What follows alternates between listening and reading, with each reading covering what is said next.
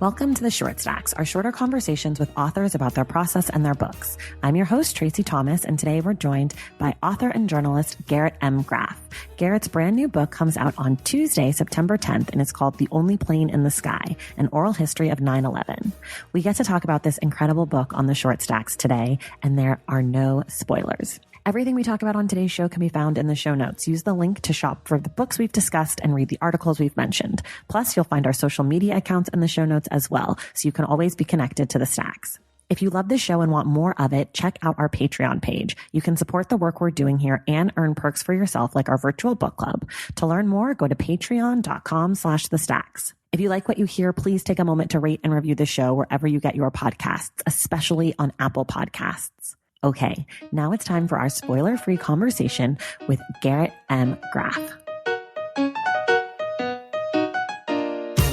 All right, you guys, I am joined today by journalist and author Garrett M. Graff. Garrett's newest book is out tomorrow, Tuesday, September 10th, and it's called The Only Plane in the Sky, an oral history of 9/11.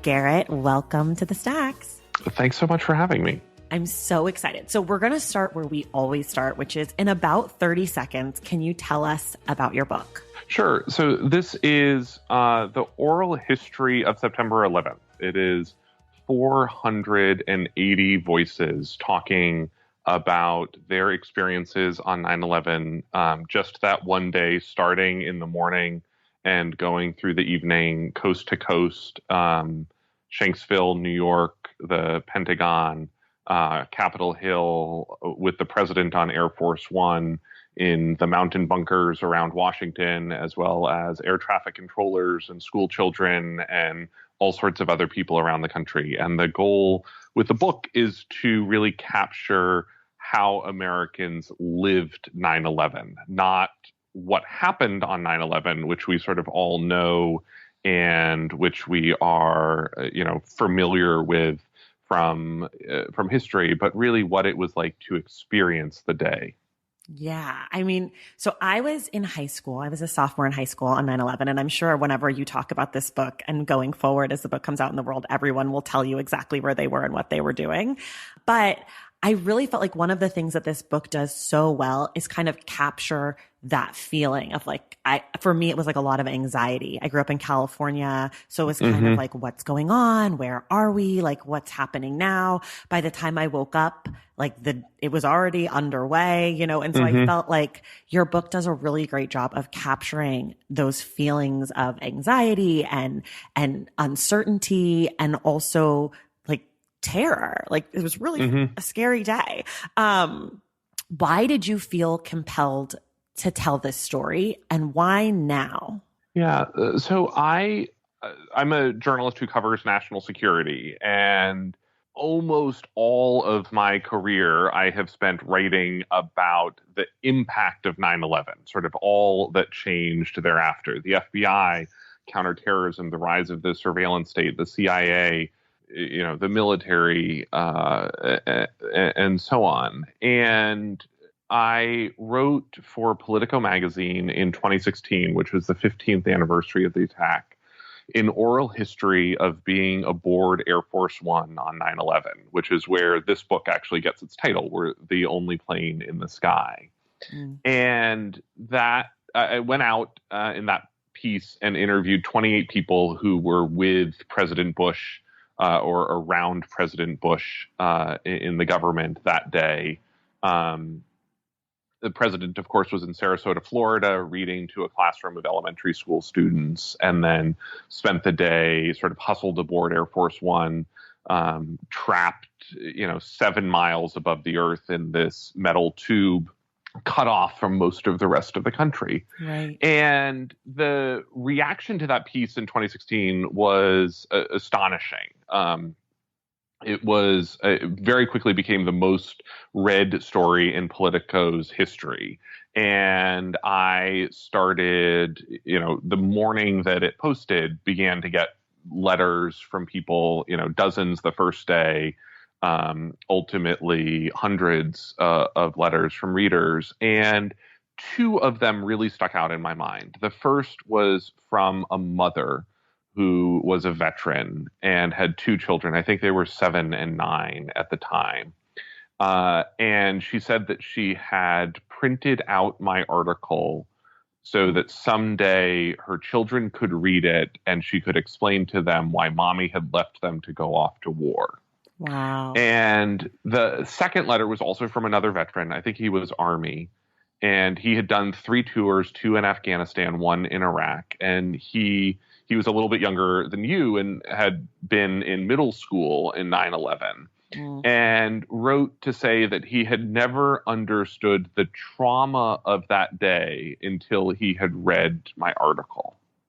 Wow. And those two sort of experiences and reactions just really sort of rattled around in my brain in the, sort of, what is this going to be like as a new generation grows up in the shadow of 9/11 and lives in the world that 9/11 created, but doesn't actually remember what the day was like.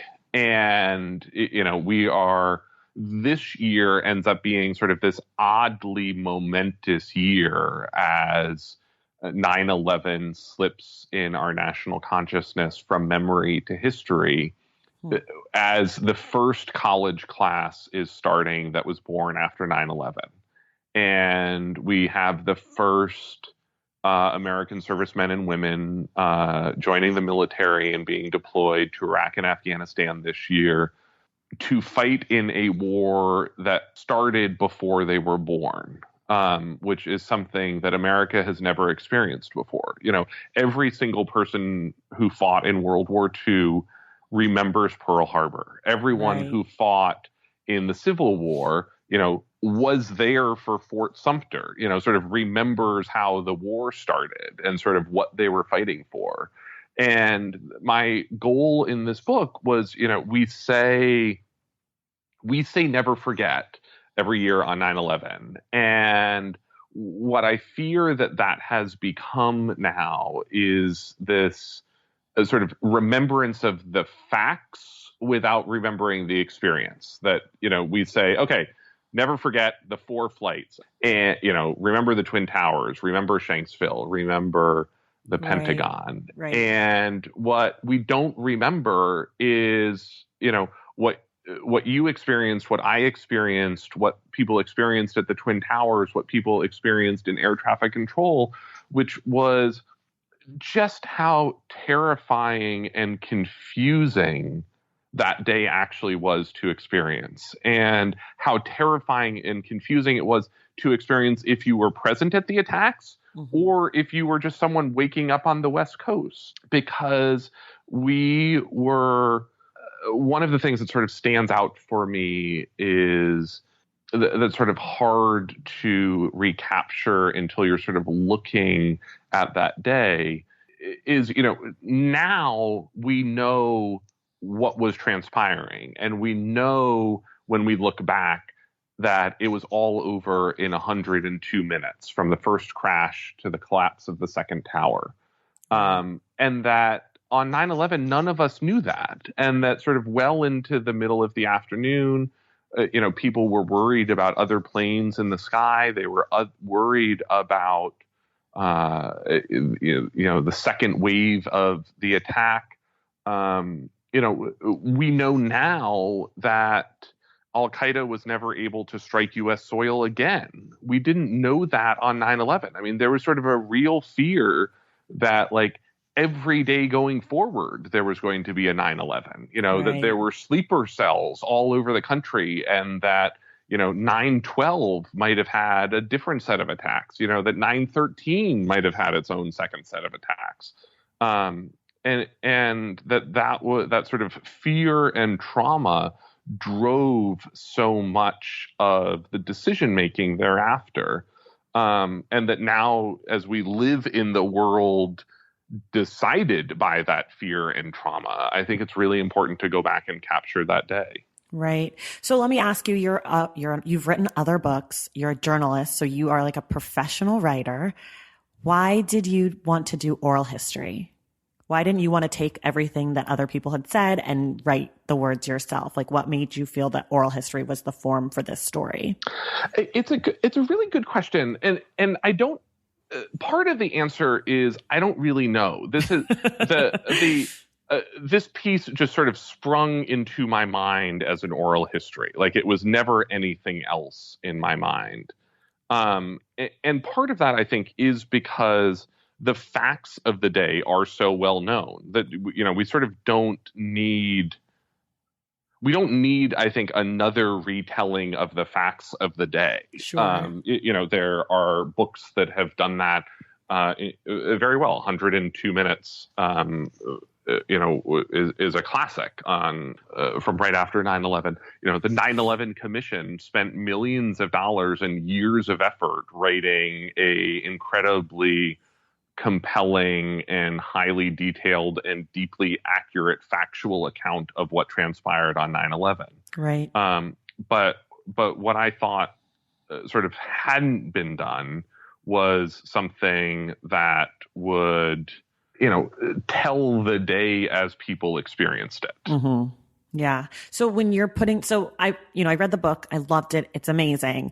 And you get to the end and you get to the sources section and it's kind of broken down. You've pulled some interviews and some statements from a bunch of different places, the 9/11 Memorial Museum, different sources. And then you've also conducted some of the interviews yourself. So how did you decide, I guess basically my question is, can you take me through kind of the process of putting this book together? How did you decide who you wanted to reach out to interview yourself? Whose interviews you thought kind of stood on their own based on the text that was already there? I'm assuming some people have passed away since, so that makes it easier. Mm-hmm. I know some people are people like Dick Cheney, so I don't know if you had access to him, but kind of how did it all come together in this one thing? So I had a really talented researcher who worked with me for about a year and a half to gather the sort of base materials of this book, and that there were a number of institutions. You named a couple of them: the 9/11 Museum in New York, the 9/11 Tribute Center, the Flight 93 National Memorial, the Pentagon Historian, the Capitol Historian, StoryCorps, C-SPAN, and other places that had the good sense right after 9/11 in the years, sometimes just weeks after 9/11, but certainly in the years after 9/11, to understand that these stories should be captured and recorded for history. So we went out at the start of this project to sort of look at what that universe was. And we found ultimately about 5,000 oral histories that existed, and boiled that down sort of rather roughly to about 2,000 that sort of captured different segments of the day. And then spent a year going through those 2,000 and coming up with what are ultimately about 480 voices in this book. And some of them are people that you follow morning to night. Some of them are people who appear just once or twice for specific moments or specific observations. Right. And that was, that those stories, as you can imagine, are just incredibly moving and emotional and rich in their storytelling. And, I'm sure another writer who sat down with the same pile of material could have written another very good book using totally different quotes than the ones that I used. Yeah. And then sort of as I assembled those pieces, I was looking for the pieces that were missing. One example was, there wasn't really a project that had covered the people who were in the White House bunker with Dick Cheney on 9/11. And so I went out and interviewed a number of them myself, or drew on, other interviews that had been done with someone like Dick Cheney. And then a lot of the rest of it was interviews that I wanted to fill in sort of a very specific hole in the book. So ended up going out and interviewing Porter Goss, who was a congressman who basically gavelled out Congress on 9/11. That I had sort of all of these congressional stories, but didn't actually have the guy who actually canceled Congress for the day. Right. Okay. And so went out and asked him to tell just sort of that one story. Another example was I went out and interviewed Rob O'Neill, the Navy SEAL who shot Osama bin Laden in that raid in Abbottabad in 2011, and asked him to sort of talk about both his day on 9/11 and then how he thought about 9/11 as part of the SEALs on that mission, and ended up with this sort of, to me, very surprising story that I was found very moving about how, the SEALs, as they went to go raid Abbottabad and attack bin Laden, they really thought that they were going out on a suicide mission. Right. They thought that they're flying deep into Pakistan, hostile territory. There was a good chance bin Laden was going to be either armed or had wired his house to explode. There was going to be, even if they successfully raided him, there was going to be no way that they were going to be able to sneak back out of Pakistan and would probably be caught and killed. And they were sort of talking about, like, well, why are we going out on this suicide mission? Mm-hmm. And they ended up talking about the people who jumped and fell from the towers on 9/11, and said, those Americans didn't sign up for a fight. They went to work that day for a normal day. Right. And found themselves in the middle of this fight.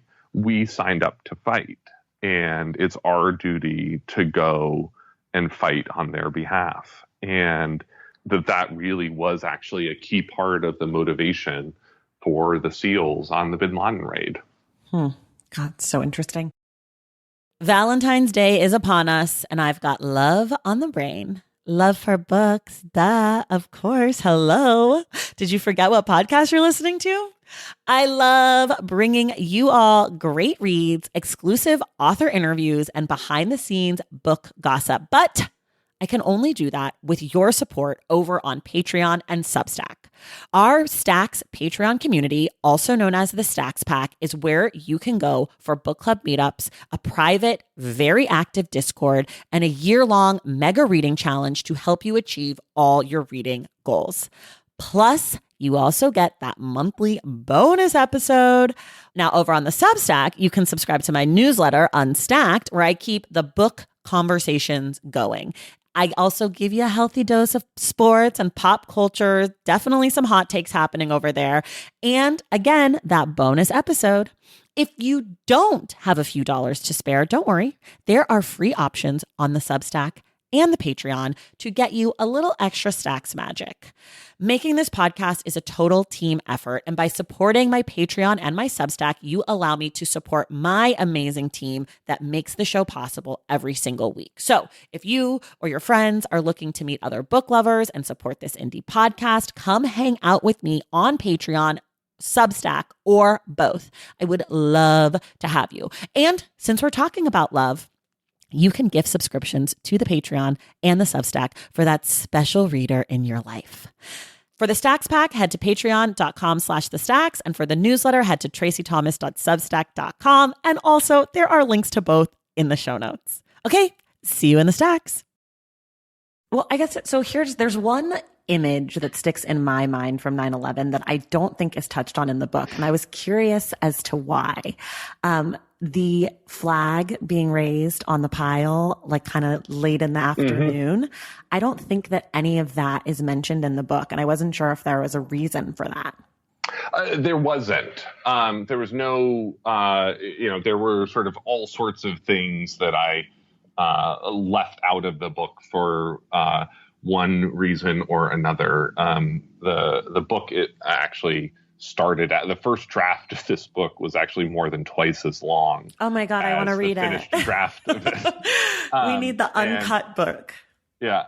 Maybe the director's edition will come out on Blu-ray at some point. Yeah, the 20th anniversary of 9/11, you release the uncut. Because there were just so many stories. Right, I'm sure. And there were so, even among the people whose story I tell in the book, there are a lot of sort of incredible details from them that I wish that I could have included in this. Yeah. Sort of one of the things is also, I was looking for people who were representative in some specific way, but also who tied together as part of this collective narrative. That it was not a opportunity to there were a lot of really interesting personal details of the attack, of people's backgrounds, of people's futures that I just didn't have room to include, unfortunately. Yeah, I mean, I figured it was probably along the lines of there's a bazillion stories in this book. And some of the best moments are when you have people who you're hearing from a person and then you realize that that person ran into another person on the stairwell or that they were trapped together, and you kind of like tie these people together, or when you have an image that goes with the story and all of that. That stuff was really moving to me as a reader. So what do you feel like, we're going to move off the book. Normally we don't talk this much about the book, but I just really loved it. And I'm just so fascinated by how it came together. It's like such a huge undertaking. So we're going to spend more time on the book than normal. But what did you feel like maybe surprised you when you were putting this all together? And what did you learn? Or, you work in security, like in national security, and this is something that's kind of like your bread and butter, really, when you boil it down. But I have to imagine, in doing this process, that maybe it changed your perspective a little bit about 9/11, or you felt like the national perspective of 9/11 has changed, or can you speak to any of that? Yeah.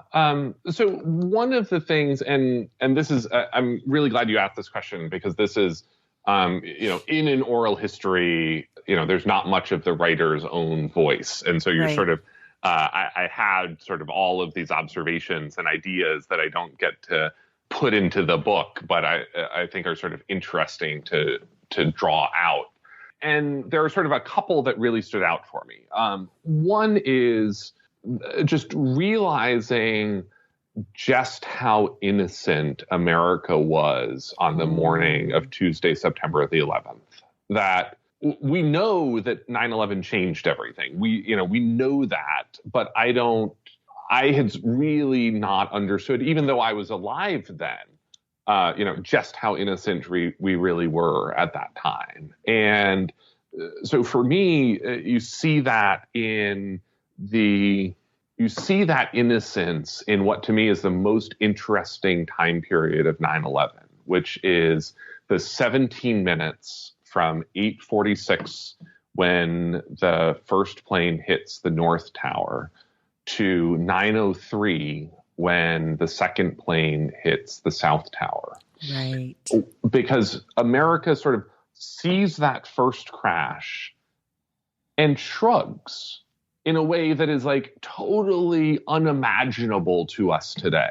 Right. That, you see, and I quote these people in the book, even sort of senior national security officials at that time in the book, who are like, oh, well, that's super weird. Like, I guess there must be problems with air traffic control, or maybe the pilot had a heart attack, or, that's just super weird. And there's this quote from a New York harbor ferry captain who talks about how they watch on the boat coming into New York harbor, the plane hit, and they continue on to Lower Manhattan, the ferry docks, and there are literally, pieces of paper fluttering down on the ferry and the passengers as they're getting off. And every single commuter that morning gets off the ferry boat and goes to work in Lower Manhattan. That right. Sort of no one saw that crash and was like, you know what? I think I might just go home today. This just sort of seems like this isn't going to be a good day.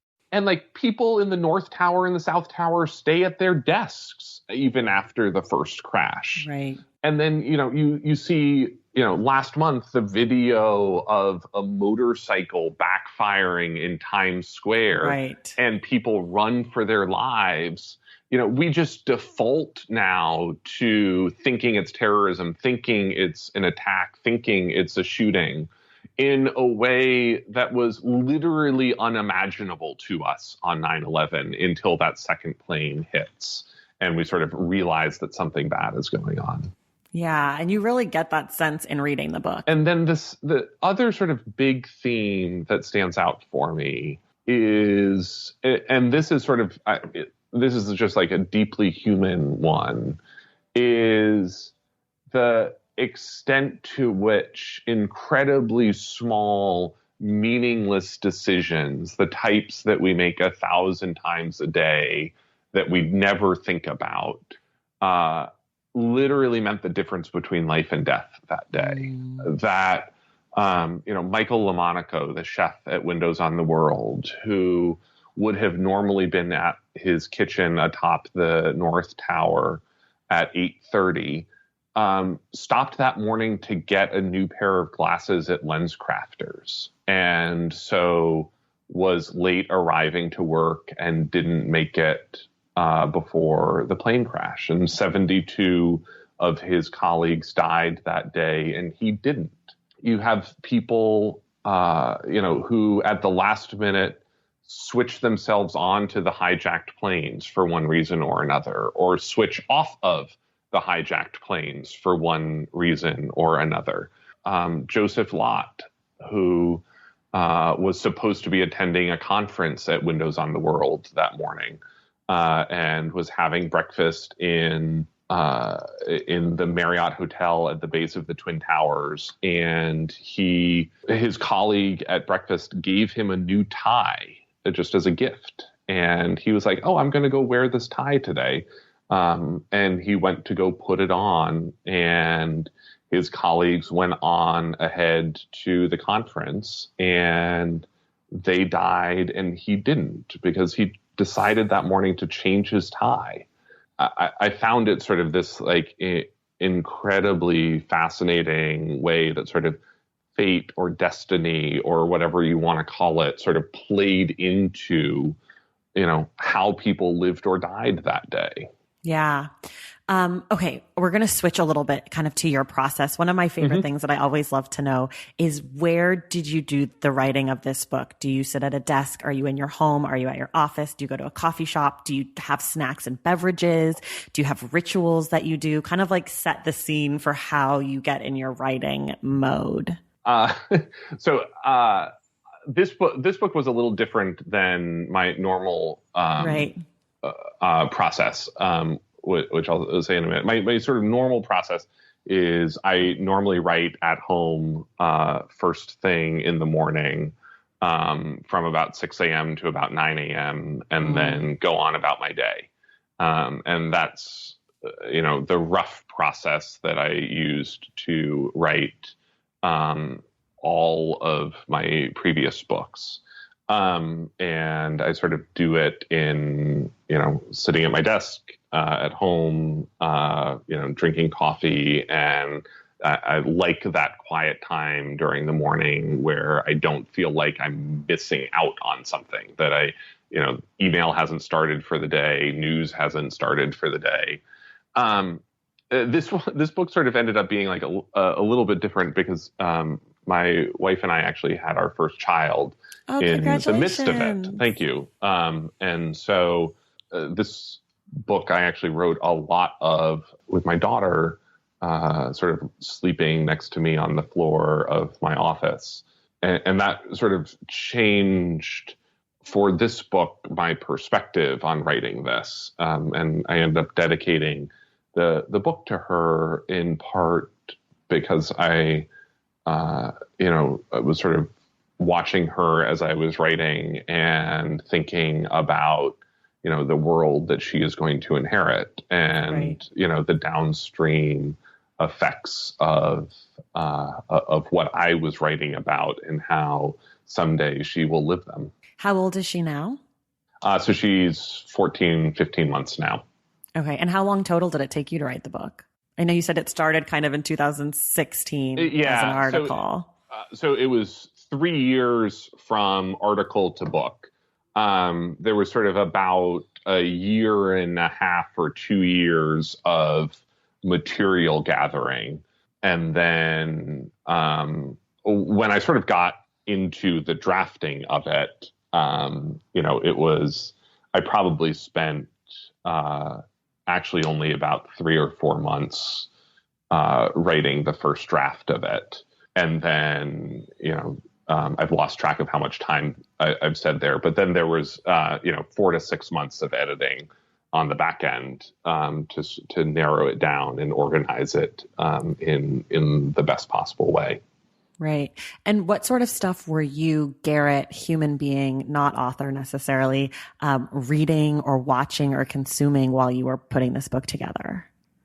So my day job is I cover national security for Wired and other publications, and then I work with the Aspen Institute's cybersecurity program. And so a lot of what my reading was during this time was, unrelated, national security or cybersecurity or technology books. It's actually interesting to me. There aren't that many books that have been written about 9/11 for such a big, momentous topic. Right. There are, probably less than 24 books that, are commercially, that have been commercially done. Right. And there's an increasing amount of fiction that focuses on 9/11. Jonathan Safran Foer's Everything's Illuminated, obviously. Right. No, the other one. Extremely loud, incredibly close. Yeah. That one. The other one. The other one. It is, obviously sort of one of the key standouts in that genre. So I read in the course of this a lot of the books about 9/11 and quote some of them and in this book. But I was somewhat surprised when I was diving into this how few books were about 9/11. And then the other thing, I was sort of simultaneously working on a big project about Vietnam in the midst of this. A lot of my day job over the last couple of years has been covering Robert Mueller and the Russia investigation. And my second book was actually the one biography that exists of Robert Mueller, and which I wrote a decade ago. And so I went back in the midst of this and was reporting out Robert Mueller's time in Vietnam, which had me reading a lot about Vietnam. And one of the things that I was sort of playing around with in my mind was I was born in 1981, and the Vietnam War to me has always felt like ancient history. It was, that it was decidedly history. It was something that had definitely happened in the past as I was growing up, and sort of thinking about how, if you are a teenager today, you are just as removed from 9/11 as I am from the Vietnam War. It was actually quite striking to me as I was sort of wading through these two different eras of history. And that march of time is only going to continue. If you, for someone born today, for my daughter, the 9/11 will be as removed as the Kennedy assassination was to me. Right. Born in 1981. And that's just sort of like a stunning way to think about history. Right. No, you're so right. Wow. I'd never really thought about it that way, but that's so true. I guess my last real question is for people who like your book and they're interested either maybe reading more good stuff that you thought was helpful or interesting about 9/11, or else like another book that kind of is in the same world, doesn't have to be the same topic, or maybe a great oral history that you've loved. Do you have any recommendations? Two books sort of stand out for me on 9/11 itself that I would really recommend. The first is that 102 Minutes book that I mentioned, that was by Jim Dwyer and Kevin Flynn. And it came out pretty quickly after 9/11 and was and sort of still is probably the classic book on 9/11, but it just deals with the towers. But it's an incredibly good book. And then the second that I think is a really interesting book is it's called Touching History by Lynn Spencer.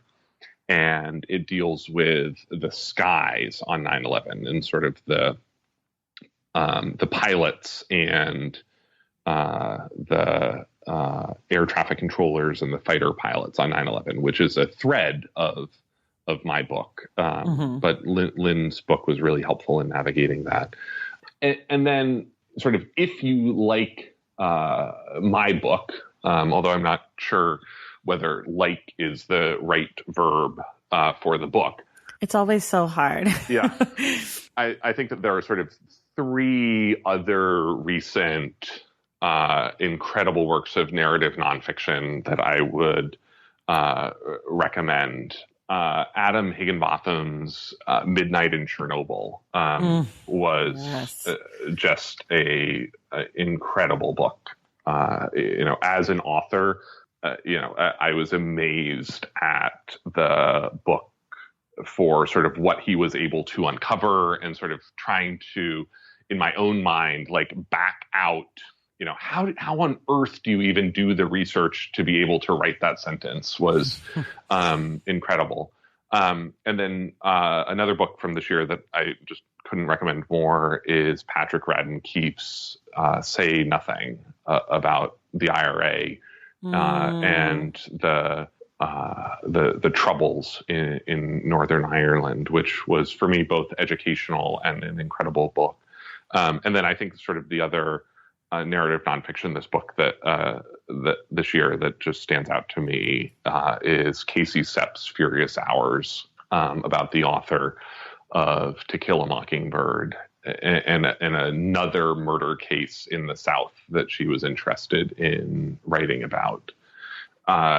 Casey Sepp is just an incredible writer, and I sat there in awe about the books or the sentences that she crafted that are sort of more beautiful than anything I will ever write in my life. I love that. A good compliment combined with a slight self-deprecation. It's my jam. Well, Garrett, thank you so much for being here. Your book, The Only Plane in the Sky, comes out tomorrow, if you're listening today, which is September 10th. Thank you, Garrett, so much for being here. Thank you so much for reading. I appreciate it. It's so good. You guys go out and get it. It's going to take your breath away. It's pretty incredible. And everyone, we will see you in the stacks.